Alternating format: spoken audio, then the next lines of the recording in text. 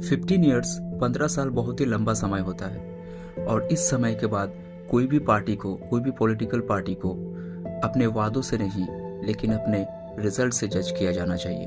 तो आज हम पूछेंगे लास्ट 15 सालों में पश्चिम बंगाल को क्या मिला, या फिर to be more precise last 15 years में तृणमूल कांग्रेस यानी टीएमसी पार्टी ने पश्चिम बंगाल को क्या दिया, कोई डेवलपमेंट हुआ या नहीं हुआ, पश्चिम बंगाल पहले कहाँ था और आज कहाँ पर है। दोस्तों, इस वीडियो का पर्पस किसी भी पार्टी को अटैक करना, क्रिटिसाइज करना है या फिर किसी भी पार्टी की तरफदारी करना नहीं है। हम सिर्फ एक पश्चिम बंगाल का रिपोर्ट कार्ड तैयार करेंगे और समझेंगे कि पश्चिम बंगाल किस स्टेज पे है। सबसे पहले बात करते हैं इकोनॉमी की। जब 2011 में तृणमूल कांग्रेस ने पश्चिम बंगाल का सत्ता लिया था, तब स्टेट का जीडीपी था 4.74 लाख करोड़ और आज 2025-26 की एस्टिमेटेड जीडीपी है 20.3 लाख करोड़। तो बेशक स्टेट की जीडीपी बढ़ी है, लेकिन क्या यही जीडीपी ग्रोथ, यही इकोनॉमिक ग्रोथ जॉब्स में कन्वर्ट हुए हैं 23 तक? 2015-16 से लेके 2006, सिर्फ इन 6-7 सालों में 30 लाख लोगों ने अपना जॉब, लगभग 4 लाख जॉब वैकेंसीज तो सिर्फ पश्चिम बंगाल की टीचिंग पोस्ट पर है, लेकिन उनमें अभी तक भर्ती नहीं किया। स्टेट की जीडीपी तो बड़ा है, लेकिन अगर हम पर कैपिटा इनकम की बात करें तो वहाँ पर भी हमें बहुत ग्रोथ नहीं दिखी। 2023-24 में स्टेट की पर कैपिटा इनकम 1,53,000 के अराउंड था, जो बढ़ के 2025-26 में 2,04,000 के समथिंग हुआ है। लेकिन ये भी कोई बड़ी बात नहीं है। अगर आप इसको कैलकुलेट करोगे तो एक यूथ पश्चिम बंगाल में, एक इंसान पश्चिम बंगाल में महीने का वही 15 से 16 हजार रुपया का एवरेज सैलरी कमा रहा है। इकोनॉमी सिर्फ नंबर नहीं होता है। एक अच्छी इकोनॉमी का मतलब ये होता है कि जब वहाँ के युवा को वहाँ पे फ्यूचर दिखे। सेकेंड चीज जो हम बात करेंगे वो है एजुकेशन। एजुकेशन के मामले में पश्चिम बंगाल पहले से ही काफी स्ट्रांग रहा है। 2011 में जब टीएमसी रूलिंग पार्टी बन के आई थी, तब पश्चिम बंगाल का जो लिटरेसी रेट था वो था अराउंड 74% के जैसा, और अभी जो पश्चिम बंगाल का लिटरेसी रेट है वो है 76 के समथिंग। तो लास्ट 15 साल में बेशक टीएमसी के आने से लिटरेसी रेट 2% बढ़ा है, जो 15 साल के समय में काफी इंप्रेसिव तो नहीं है, बट ठीक है, इसको और थोड़ा बेहतर किया जा सकता है। टीएमसी सरकार ने पिछले कुछ सालों में काफी अच्छे अच्छे स्कीम एजुकेशन के लिए लेके आए, जैसे कि हम बात कर सकते हैं कन्याश्री, जहां पर फीमेल एजुकेशन के ऊपर काफी जोर दिया गया है।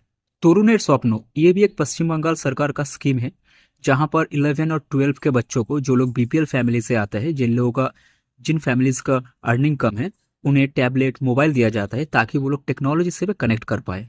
तो ये काफी अच्छी स्कीम है। उसके बाद आता है योग्यश्री प्रकल्प।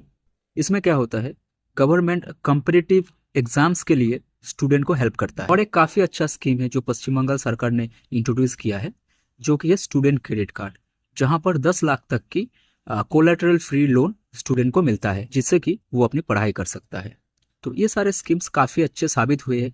अभी तक बहुत सारे लोग हैं, बहुत सारे युवा है जिनको इसका फायदा डायरेक्ट मिला है।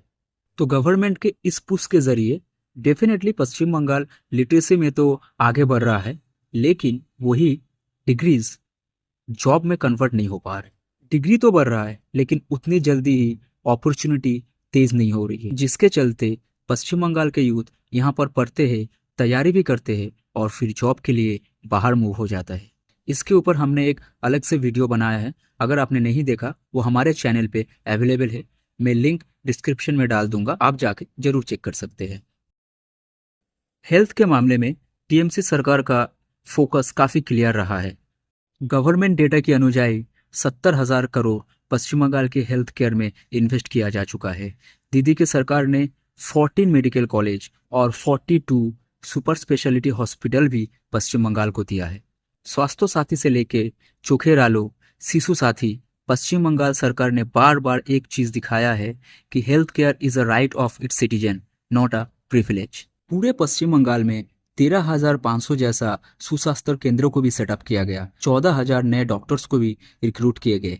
जहां पर पहले नर्सिंग सेंटर ओनली 57 थे, वही बढ़ के आज 451 हो चुके हैं। तो ये बात तो क्लियर है कि दीदी की सरकार हेल्थ केयर से कॉम्प्रोमाइज नहीं करती।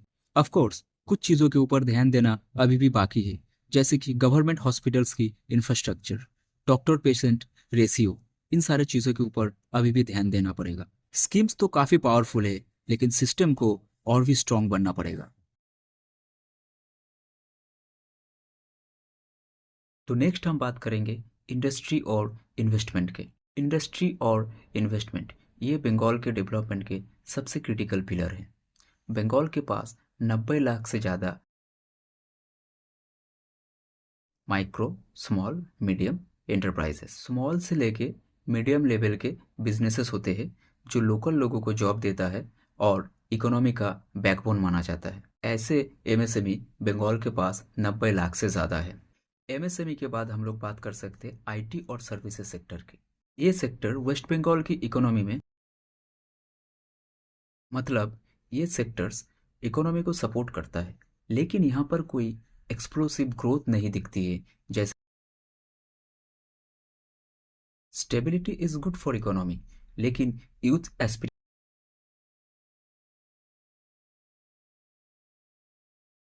नेक्स्ट, लास्ट 15 सालों में वुमेन वेलफेयर में पश्चिम बंगाल का नाम नेशनल लेवल पे पहचाने जाती है। ममता गवर्नमेंट की स्कीम कन्याश्री को इंटरनेशनल रिकॉग्निशन तक मिला हुआ है। यूएन से इन्हें अवार्ड भी मिल चुका है। दीदी की गवर्नमेंट ने लास्ट 15 सालों में लड़कियों की स्कूल ड्रॉप आउट का जो रेट था उसको भी कम कर दिया है। पहले क्या होता था, बहुत सारे छोटी लड़कियां बहुत ही कम उम्र में या फिर बहुत ही कम क्लास के बाद स्कूल जाना बंद कर देते थे, लेकिन कन्याश्री, सबुज साथी, डिफरेंट डिफरेंट स्कीम्स के जरिए, एजुकेशनल फोकस के जरिए ममता गवर्नमेंट ने इस रेट को भी कम कर। महिलाओं की सशक्तिकरण में दीदी यहाँ पर ही नहीं रुकती है। इसके बाद आता है लक्ष्मी भंडार स्कीम, जिससे कि हर वुमेन को डायरेक्ट कैश सपोर्ट सरकार से मिलती है, जिससे कि तो ये साफ है कि लास्ट 15 सालों में ममता सरकार ने महिलाओं की सशक्तिकरण के ऊपर बहुत ज़ोरों शोरों से काम किया है। इसमें शायद आज कोई डिबेट नहीं है। इससे बढ़ते हैं हम अपने नेक्स्ट टॉपिक के ऊपर, जो कि है लॉ एंड ऑर्डर कैसा रहा लास्ट 15 सालों में पश्चिम बंगाल पे। लॉ एंड ऑर्डर एक बहुत ही सेंसिटिव मैटर है, तो यहाँ पर सिर्फ डेटा और परसेप्शन की बात होनी चाहिए। अगर हम ऑफिशियल डेटा देखें, जैसे कि एनसीआरबी के नंबर, तो वायलेंट क्राइम्स में पश्चिम बंगाल का जो स्तर है वो सालों से रिलेटिवली स्टेबल रहा है। इसका मतलब ये है कि यहाँ पर कोई वायलेंट क्राइम का विस्फोटक नहीं हुआ है या फिर बहुत ज़्यादा क्राइम बढ़ नहीं गया है। लेकिन गवर्नेंस सिर्फ डेटा पे या फिर नंबर पे लिमिटेड नहीं होती है, वो परसेप्शन पे भी दिखाई देता है, यानी कि इंसानों के सोच पे भी दिखाई देता है। ऑफ कोर्स बंगाल में कुछ रीजन में सरकार के प्रति लोगों का ट्रस्ट है, लेकिन वैसे ही कुछ रीजन में वो ट्रस्ट, जुडिशियल डिले भी एक इम्पॉर्टेंट फैक्टर है लॉ एंड ऑर्डर के। जस्टिस में स्पीड की कमी, जस्टिस में देरी, ऐसे एलिगेशन सिर्फ पश्चिम बंगाल पे नहीं, इसीलिए लॉ एंड ऑर्डर पर बात करते बैलेंस अंडर। तो गाइस, जैसा कि आप देख पा रहे, 15 साल का रिपोर्ट कार्ड सिंपल नहीं है। कुछ प्रोग्रेस हुए हैं, डेफिनेटली हुए हैं, लेकिन कुछ कोर प्रॉब्लम्स जैसे जॉब, इंडस्ट्रीज, यूथ रिटेंशन, ये सारे कोर प्रॉब्लम्स भी है। सवाल ये नहीं है कि आउटकम जो अभी हमारे पास है, क्या ये आउटकम्स, क्या ये रिजल्ट्स बंगाल के फ्यूचर के लिए काफ़ी है। तो अगर आप इस रिपोर्ट कार्ड से एग्री या फिर डिसएग्री करते हैं, आप नीचे कमेंट में बता सकते हैं। और नेक्स्ट वीडियो में हम कुछ पॉलिसीज, और तब तक के लिए सब्सक्राइब कीजिए, लाइक कीजिए इस वीडियो को और देखते रहिए we the people of India.